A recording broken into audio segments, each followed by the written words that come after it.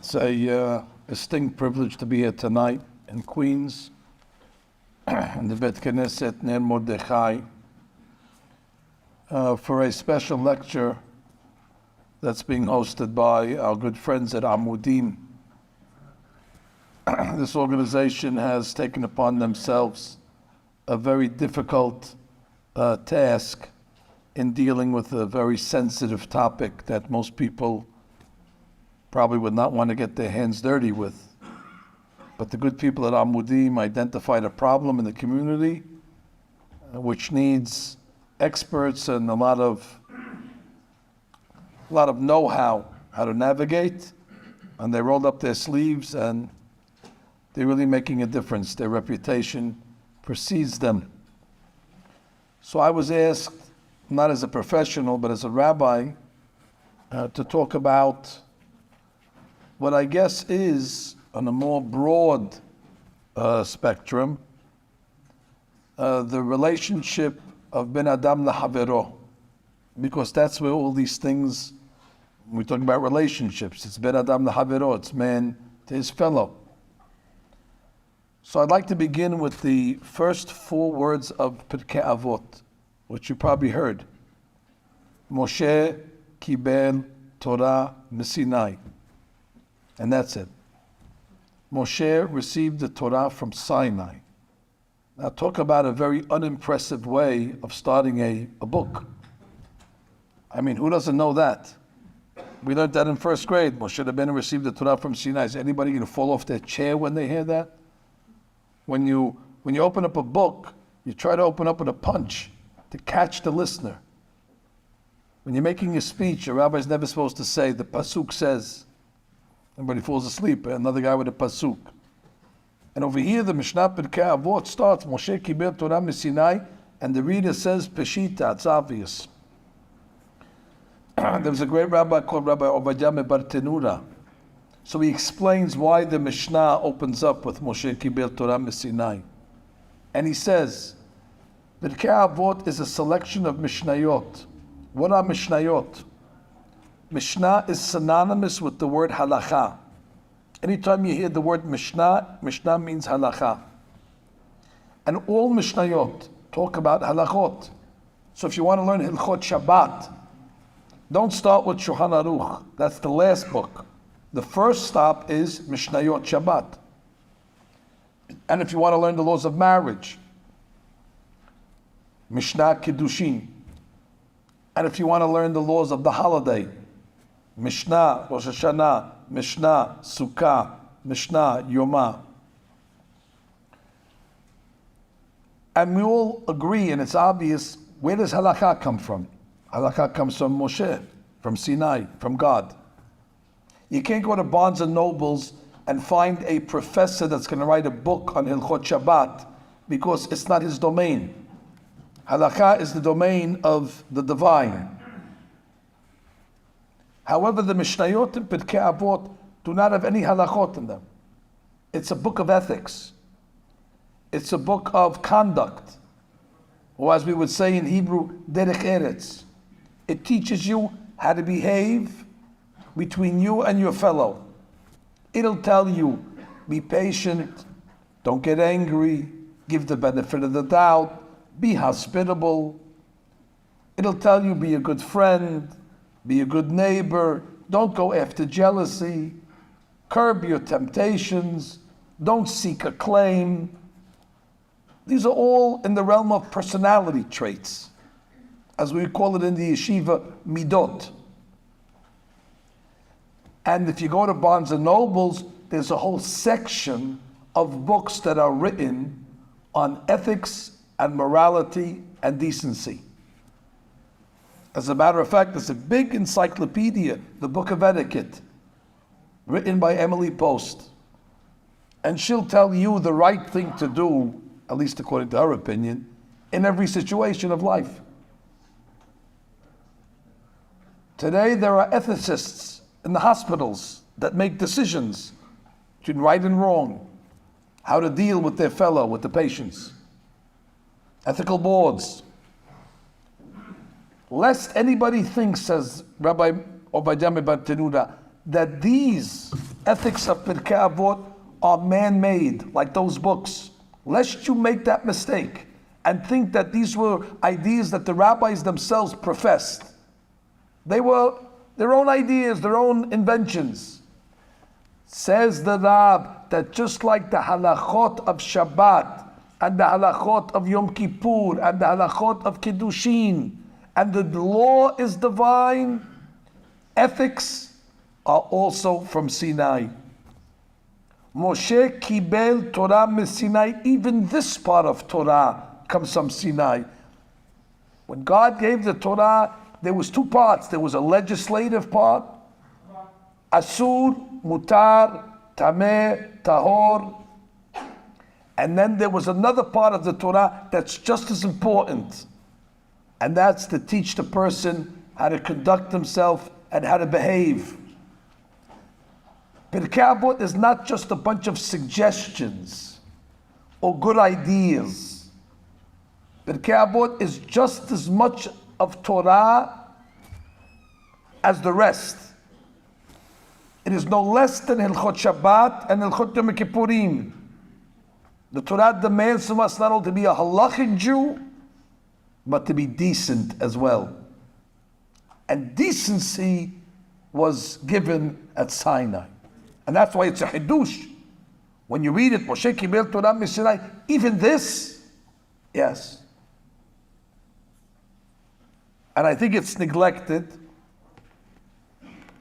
because when we talk about Matan Torah, which obviously we're creeping up to the day, a few weeks, Shiavu Alenu Letovah. So if I would ask you, where in the Torah do we study Matan Torah? You'll say Parashat Yitro. You're right, that's where we read about the dramatic events. But there's a postscript to Matan Torah that's written in Parashat Mishpatim. That part of Matan Torah, people skip over it because it's a little technical and they really don't understand what's taking place. But over there's a great message. I'm in Parashat Mishpatim, Perek Chav Dalet. They're in front of the mountain, Har Sinai. Moshe builds a mizbeach, an altar. Well, if there's a mizbeach, there's going to be sacrifices. Moshe Rabbeinu starts to sacrifice, korbanot. Well, if there's sacrifices, there's going to be blood. Moshe Rabbeinu takes aganot. Aganot are flasks or jugs. And he catches the blood. And the pasuk says, how much blood did he put in the agan? Vayikach Moshe hatzi hadam. Half the blood. May I ask you a question? What does half the blood mean? I'll tell you the way I understood it before I came here tonight. Half the blood means, about half. Moshe Rabbeinu doesn't have an apparatus to measure exactly half the blood. The point is, it's close enough. If you look at it, you say, oh, it's about half. That's the way I understood. Until I read the Rashi. Rashi comes along and says, he took half the blood, and then she asks the question, Mi halako? Who divided it? Rashi's question basically is, who is capable of dividing it to make sure that it's 50.00? Mi halako. As great as Moshe is, he's a prophet, but he's not an expert in dividing blood in one shot to make it exactly half.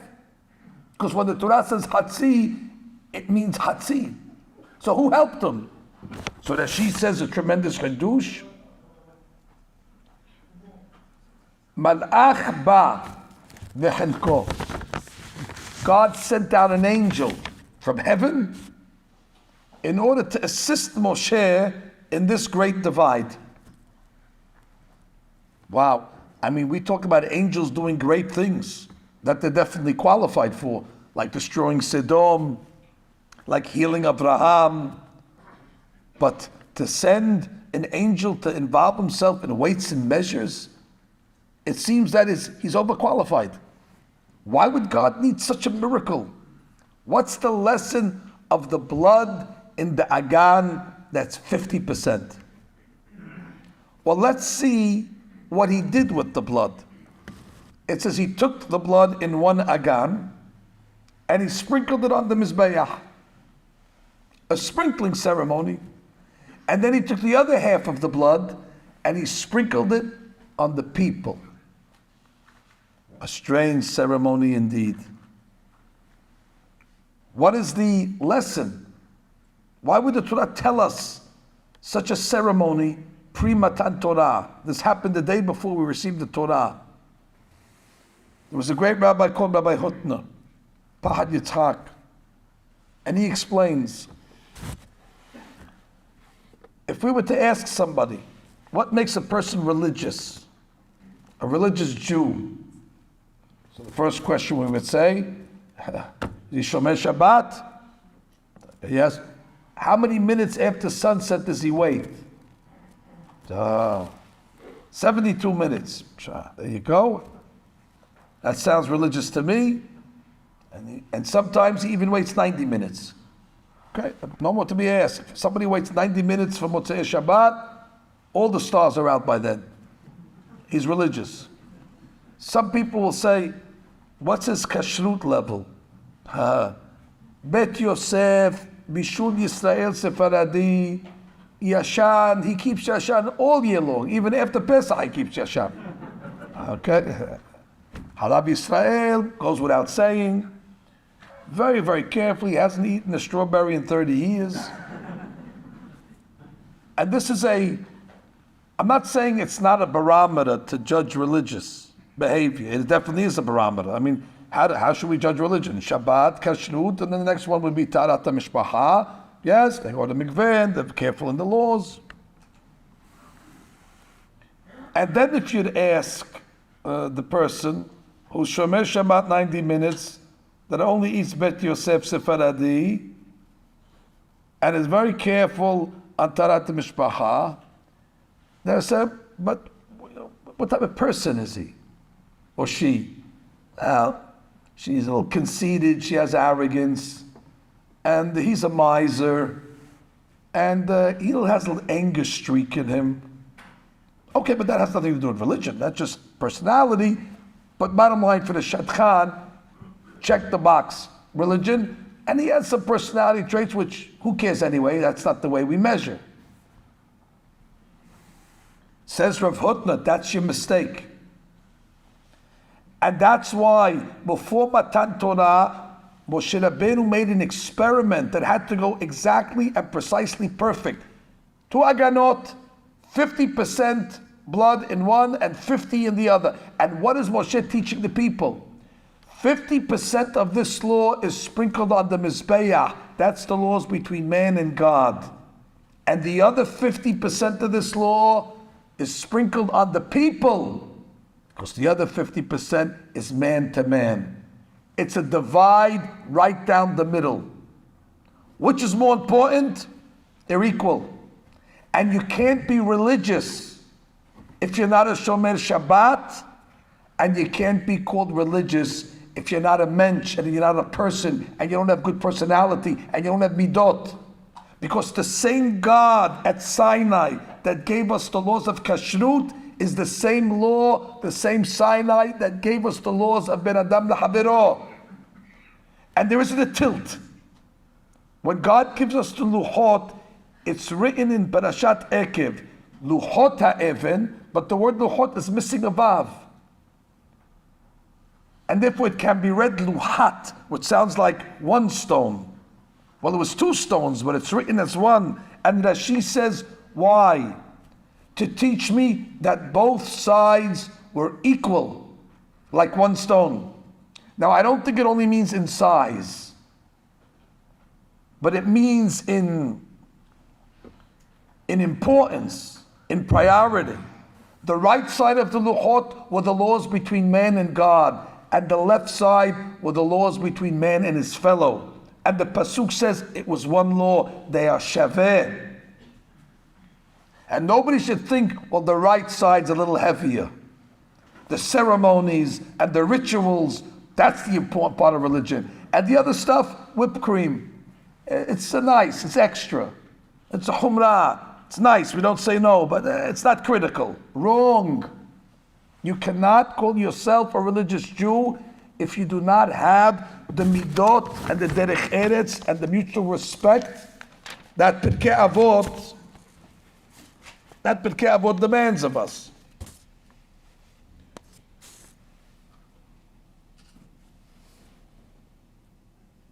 So we have now the time between Pesach and Shavuot. I'm going to tell you now you've heard, but I don't think you've asked the most important question. You've heard about the students of Rabbi Akiva, in a big yeshiva, 24,000 students, very reputable. And we all know that they perished in a short amount of time. They died a very, very painful death, asphyxiation, can't breathe.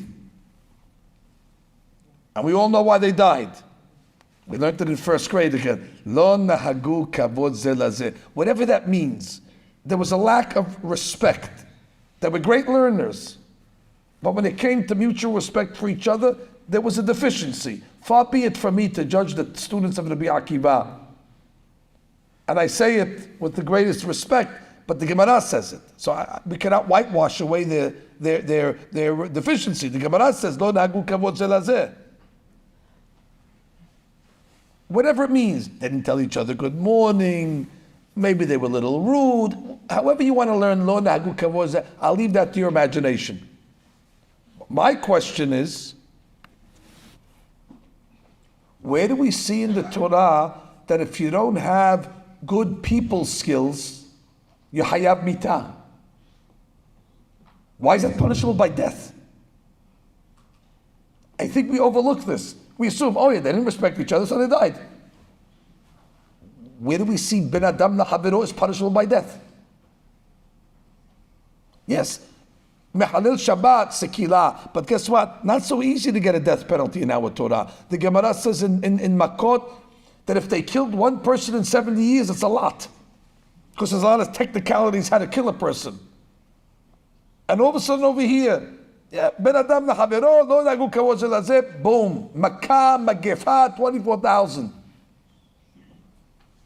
Where do we see in Torah that Ben Adam Lahavero gets a death penalty? It's like somebody double parking his car. They catch him, they give him the electric chair. Electric chair, give him a ticket. What's the explanation? I'd like to say a big hadush, and I say it with all the respect and with some fear and trepidation as well, because it's a big hadush.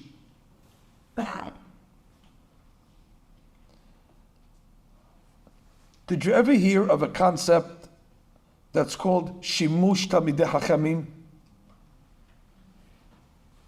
What is shimush tamidei hachamim? Shimush Talmidei Hachamim means that it's a big mitzvah to observe Talmidei Hachamim, to maybe, like we would say, to intern by Talmidei Hachamim, to have an apprenticeship with Talmidei Hachamim, to watch them, to study them. It's called Shimush.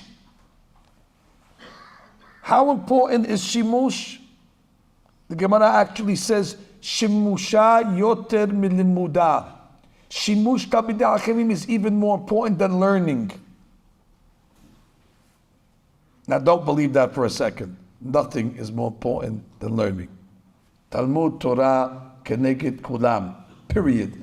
But how could the Gemara say that there's something even more important than learning? Observing Talmidei Hachamim, that's more important than learning? Has v'shalom. The Gaon Mevilna says that when you observe Talmidei Hachamim, that's a form of learning. That's a form of Talmud Torah. So he says, in Talmud Torah, there's two ways you could learn. From a book, and then from watching, from looking. And the more effective of the two ways of learning Torah is Shimush. I'll give you an example. A personal example that happened to me. I was in Yeshiva in Israel, 1986, Jerusalem. If you remember, those days they didn't have cell phones. We had a payphone in the yeshiva. And my parents would call once a week. The phone call only lasted a minute, and then we tried to reverse the charges. And it wasn't what should I say? It wasn't a call where we just chatter. It was, are you still alive? What's your vitals? What's your blood pressure? What's your pulse? And that's it. I'll talk to you next week at the same time. But it was always an exciting moment, those few minutes that we're able to talk to our parents overseas. Today the kids go with a phone, they have FaceTime, they're talking to their parents 10 times a day. Anyway, my time, my parents would call, was usually on Sunday nights, about 10 o'clock. And you know that's your spot at the payphone. Anyway, we were praying Arbit that night in the yeshiva, and they were a little late. And now they say, Alenu l'shabeach, and also a guy comes upstairs and says, Eliyahu, your parent, your mother, on the phone, America. That's like Mashiach. So my knee-jerk reaction is to run, and then I said, wait. After Alenu Shabeach, the Ashkenazim say Kaddish. So I waited for the Kaddish, but my one foot's out, and I'm listening to the Kaddish, and then they say Baruchu. Baruchu, and I answer Baruch, and then I run. And I speak to my parents and send more money and whatever it is. And that's it. Right after I finish the phone call, one of the older Bahurim comes to me and says, Mansour, the Rosh Yeshivah wants to talk to you. Now I'm thinking, what did I do? What avon did I do? I'm going through all the averot that I've done and potentially figuring out an answer. First of all, deny everything. No matter what he says, it wasn't me. I'm thinking, what am I going to answer? I don't even know what I did. I come into Rosh Yeshiva's office, which is very odd. At 10:30 at night to call the boy into his office. And he looks at me, and I wasn't even looking at him because I was so embarrassed. He says, Mansour, what do you know about Baruchu that I don't know? I lifted my eyes up. I said, I don't know anything about Baruchu. And he said, you must know something. I was watching you. You got a call from the States. Most kids would just run downstairs, but you waited to answer Baruchu. Tell me the secret that you know. I don't let you leave until you explain to me what you know about Baruchu that forced you to remain even when the call from America was pulling you and attracting you. So I looked at the Rosh Yeshiva and I said, I'm sorry to disappoint you. I never read anything about Baruchu. I cannot tell you any facts about it. I don't know its spiritual level or components, but I can tell you one thing. When I was in 8th grade, we had a minyan in the school, and there was a big rabbi, Rabbi Baruch ben Haim, was the Shalom, my rabbi. He was in charge of the minyan. We were 13 years old. And it was at the end of the prayers. And me and my friends were talking. And I guess there was a Kaddish that took place. I don't remember it. And I guess there was a Baruchu. But I was talking right through it. Rabbi Baruch alav shalom turned to the dean. His name was Rabbi Greenes A, alav shalom. And he says to him, not talking to me, Rabbi Moshe, Mansour just lost $1 million. And Rabbi Greenes answers, at least $1 million. And then they walk away. I said, what are they talking about? What are they talking about? $1 million? More than $1 million? And then the rabbi comes to me and says, must be what you were talking to your friend is worth more than $1 million because you gave up a baruchu that's worth $1 million. So it must be that conversation had great value. On that day, I learned the value of a baruchu. Not from a book, but from the reaction of my rabbi. We learn a lot from shimush. And from that day, I can never miss a baruchu. I still see my Rebbe's face. Every time they say baruchu, $1 million.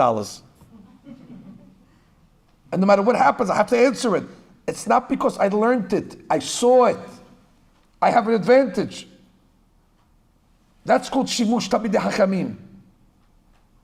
I was once in Morocco, and I saw the daughter of the Baba Sali. And they said, this is a great tzaddiket, get a beracha. I said, of course. And then somebody said, you know this lady? She's a very old woman. She never got jealous. She never got jealous. It's a great accomplishment. So I went up to the Rebbe and I said, Rebbe, I'd like a blessing, but I'd like to ask you a question. Could you tell me how you cured yourself from jealousy? She says, oh, that's easy. I was young with my father. It was by a rich man's house, collecting money for the yeshiva, whatever it was. And after he stayed there for a few nights with me, so he left, he thanked the Balabayit, and he wanted to give the Balabayit, the rich man, a gift. What is he going to give the rich man? He doesn't need money. So my father bought for his daughter a doll. So my father was wrapping the doll up, and I saw it. And I said to my father, the Baba Sali, I want it. My father looked at me. His eyes were bulging out of his face. His cheeks turned beet red. And on top of his lungs, he says, Kin'ah! Jealousy! As if I was about to eat cyanide. That face and that reaction of my father burnt any vestige of jealousy from my body. I'm cured. And I said, it's amazing, because I read the Mishnah Pirkei Avot, HaKin'ah motzi et ha'adam min ha'olam. I mean, that's intimidating. It's serious business. Kin'ah can ruin you. It'll take you out of this world. And I've read the Mishnah 100 times, and guess what? I'm not immune. Because that's when you read it from a book. But when you see the Baba Sali's face, the shimush tamidei hakamim, that will have a greater impact.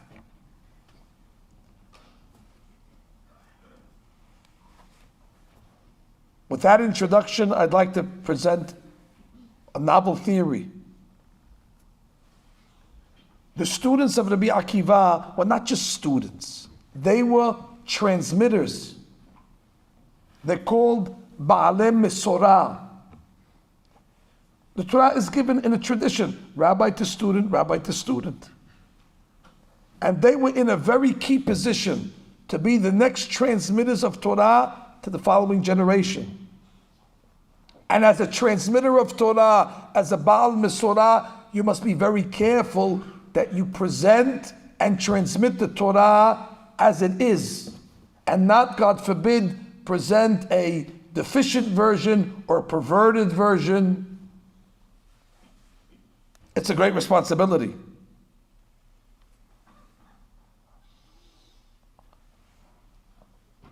What would have happened if the students of those 24,000 would see those rabbis? What would they see?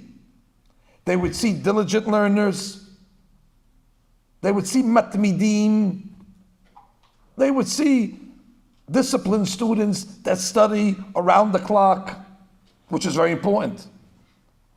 And you know what they would also see? They would see that mutual respect is not as important. And that's a perversion of Torah. And if you are in charge of transmitting, you are transmitting the wrong message. And now you're not just not having respect for your friend, that's already contemptuous in the Torah itself, in the transmission. And that is Hayab Bita. Because if a student walks away and says, well, you know what I learned from my rabbi? I see it every day. Learning is important, mitzvot are important, and ben adam lahavero, it's not as important. And that's not true. And therefore the Torah would be given over in the wrong way. And therefore Borei Olam had to take these transmitters away in order that the message should not be compromised.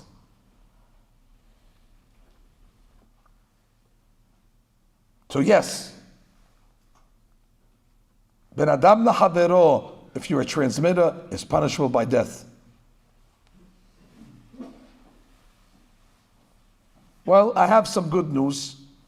Not all the students of Rabbi Akiva passed. Actually, there were 5 survivors. One of them was Rabbi Shimon Bar Yochai. I'd like to tell you a story that happened last year. Last year, as my custom, I went to Meron. It was a special year after the tragedy. And they had invited me, some of the tzaddikim, to light the a bonfire for the Bishon. So I was very, very appreciative. They gave me the stick, they lit it up, climb up on the ladder.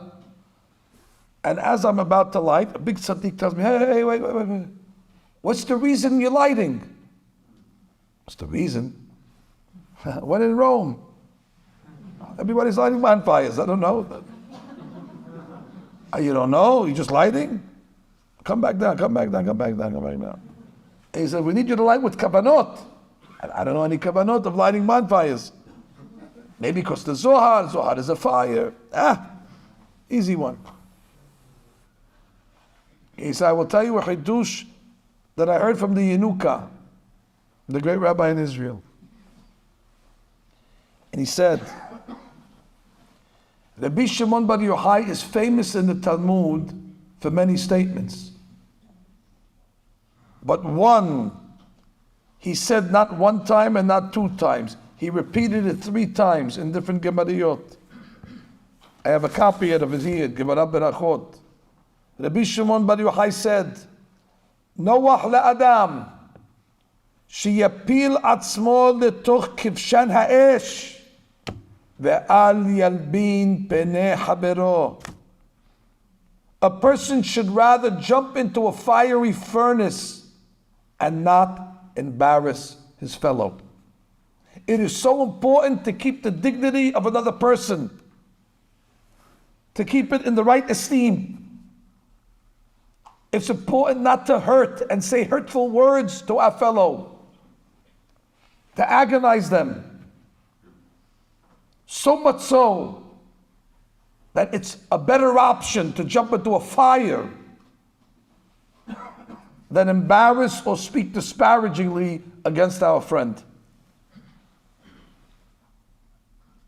Said the Yenuka, when you light the fire of Rabbi Shimon, that's what they want you to remember. Ben Adam lahavero. Jump into this fire before you abuse somebody.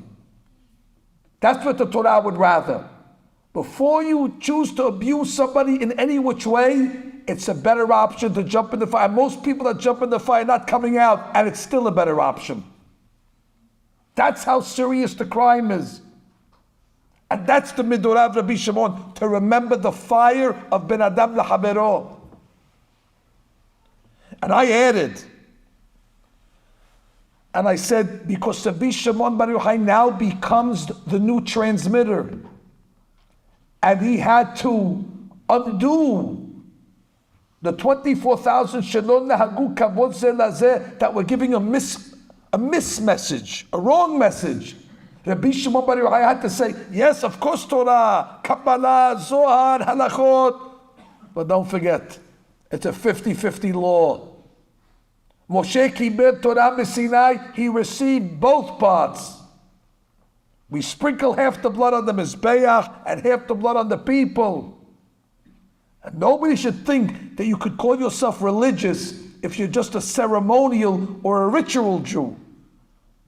You must have derech eretz and a proper behavior. And if you're not a good husband, and if you're not a good brother, and if you're not a good partner, and you don't have a good wife, that's part of religiosity.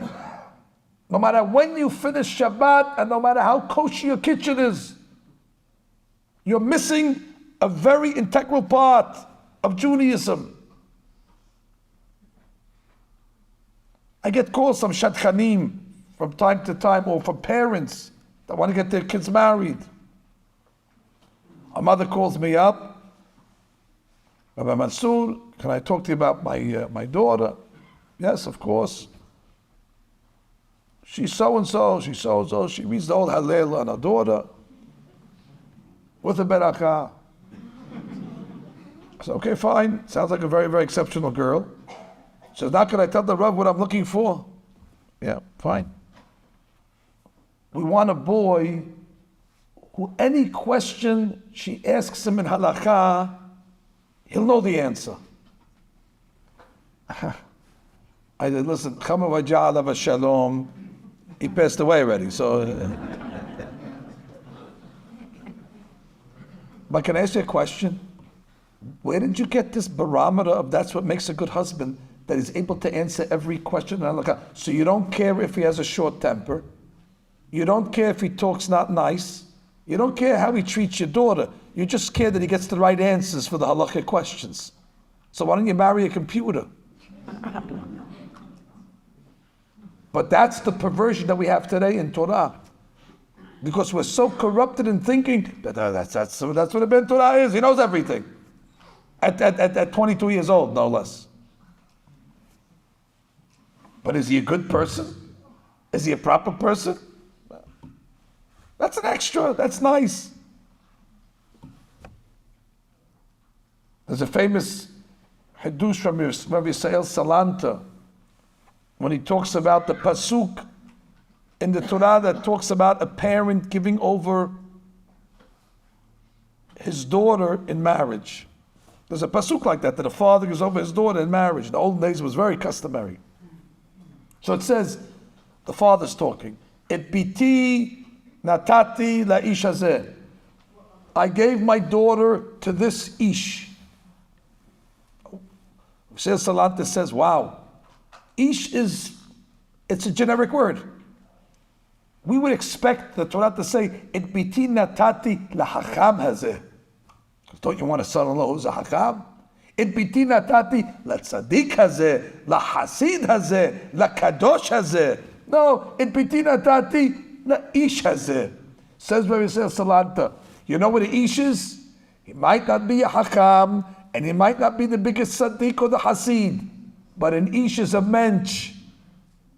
And that's the greatest qualification. It biti natati la ish. Because the Torah says, before you can become a tzaddik and a hasid and a kadosh, you have to be a mensch. You have to be an ish. That's the entry point. If you're not an ish, nothing starts. But I'm sorry today, the corruption that we have in thinking that religious behavior is only measured by ben adam la makom and not by the ben adam la havero, and personality and midot. It's secondary, it's tertiary against the more important things. It's a corruption of Torah. And that's what Moshe Greenes A had to make that 50-50 ceremony, to remind everybody that it's not the case. It's one law and both sides are equal.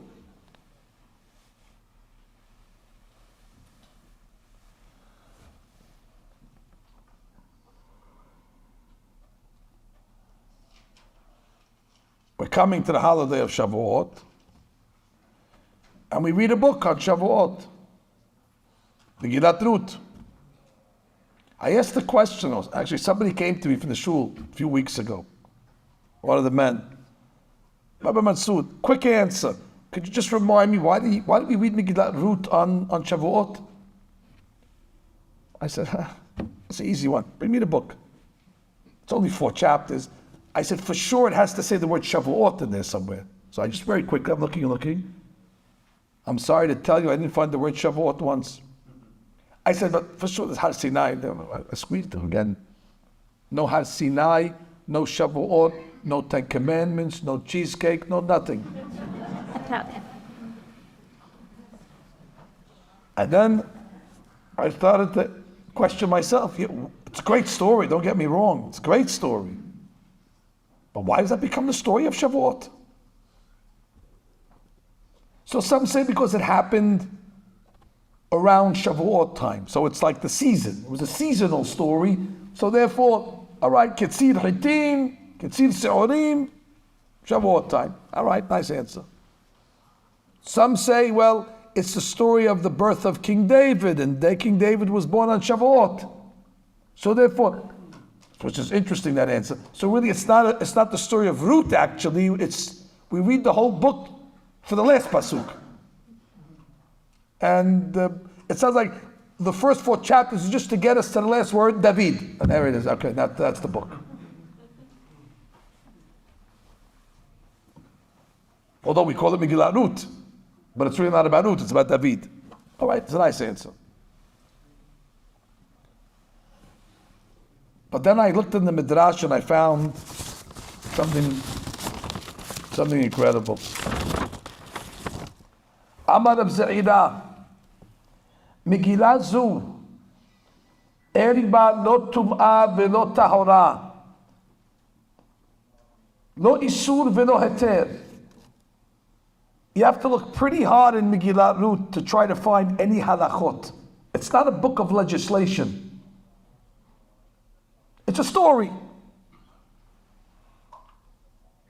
The Midrash asks, so why is it written? And I'm asking a further question. And why do we read it? ללמדך כמה שכר טוב לגומלי חסדים. It wants to teach us the importance of being a nice person. Because it's a story about a nice person. Ruth was a nice person. This is a lady that was born in royalty with a silver spoon in her mouth. And at some point in her life, she decides to do the ultimate chesed for her destitute mother-in-law. She had every right to turn back and go back home and live a life of luxury with all the amenities. And instead, she escorts, at great danger, mind you, her mother-in-law back to Israel. And she knows good and well that she might never get married because she's controversial. She comes from Moab. It's not so simple that we're allowed to marry them. So she's willing to give that up as well. And she escorts her mother-in-law back, and now her mother-in-law is destitute and poverty-stricken. And she accepts upon herself to go to the welfare and get the food stamps herself and pick all the gleanings from the field with all the other poor people. Something that I know she was not accustomed to. I'm sure back home she had servants. And now she finds herself in a field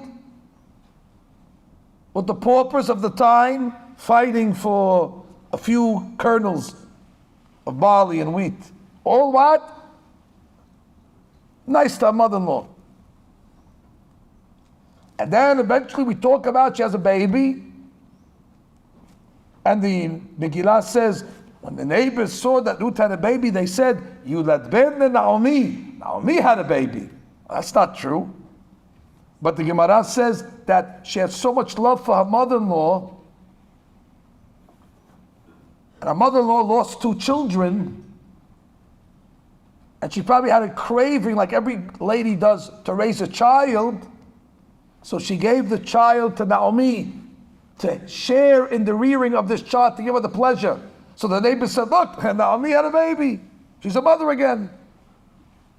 Ruth shared that very, very personal and private experience of raising a child that most people would not share with anybody. And Ruth goes down to be a very compassionate person, very kind-hearted person, to the extent that somebody who is not compassionate, we say, is ruthless. They lack the midah of Ruth. And that becomes the story on Shavuot. You know why? Because it's reminding you.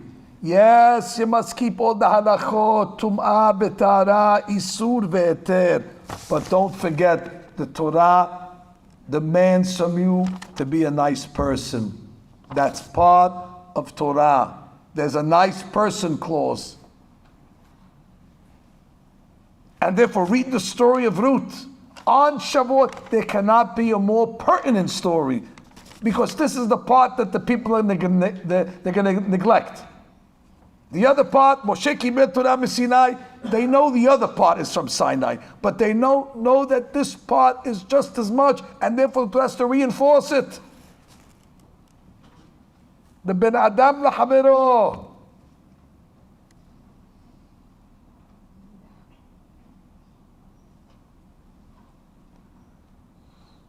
So you cannot come and tell me that you wear 2 tefillin and your mezuzot are written from the best sofer, and you donated a Sefer Torah, and you make all sorts of donations to the synagogue. Very good, that's it. That's half a story, it's half a book. How do you talk to your spouse? What's it got to do with anything? How do you talk to your children? What's one thing to do with the other? Well, that's personal. We're going to give up my personal life. I'm telling you my religious credentials. Who touched? And then once we start to measure the Torah on both sides of the Luchot, we'll start to see that a lot of people we thought are religious are really not. And they become exposed as half-baked. And that's the important lesson that we come to talk when we talk about relationships. It's all about midot. So you can't be a good Jew and a bad friend at the same time. And you can't be a good Jew and a bad neighbor at the same time. It doesn't go. There was one Rosh Yeshivah, a man came to him and said, what do you say about all those religious Jews that cheat and lie and steal? He says, what do I say about them? The same thing I say about all those religious Jews that eat on Yom Kippur. He said, religious Jews? Jews who eat on Yom Kippur are not religious? And the Rosh Yeshivah said, neither are those. That was his point. That we measure it if you eat on Kippur or not. There was a great rabbi called Rav Weissmandel. Weissmandel, after the Holocaust, he came to a certain shul upstate, and it was before Sukkot. He tells the story himself. He says, and now everybody's going to buy lulavim and etrogim. So how do they buy it in that shul? They put a bunch of lulav and etrogs on the bima, like this. And everybody comes, they pick it up, they look at it, they pick it up. First one, okay, looks good to me. And they walk away. Weissmandel says, what kind of people are these? They don't even have any seriousness about this mitzvah. The first one they pick up, and they don't even look at the etrog. To us, we have a loop. We have an X-ray to look inside of it, to have all sorts of a diagnosis. And here, first one in the hands, ben abba beyado.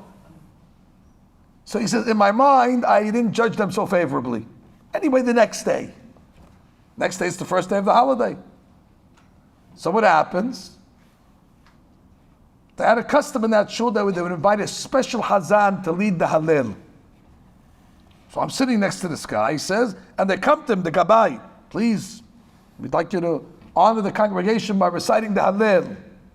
And he says, I cannot. Yesterday I told a lie. My mouth isn't suitable to represent the congregation.